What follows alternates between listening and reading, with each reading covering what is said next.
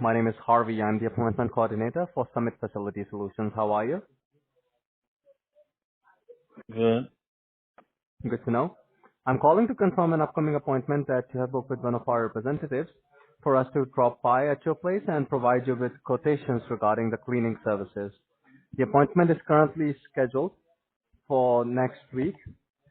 It is for Wednesday at 12 p.m., April 26th. Is that still a good time for you? Yeah.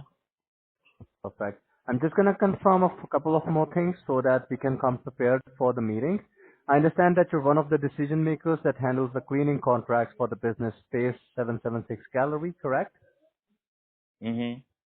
Perfect. And currently, sir, you guys have the cleaning more than 3 times in a week, right?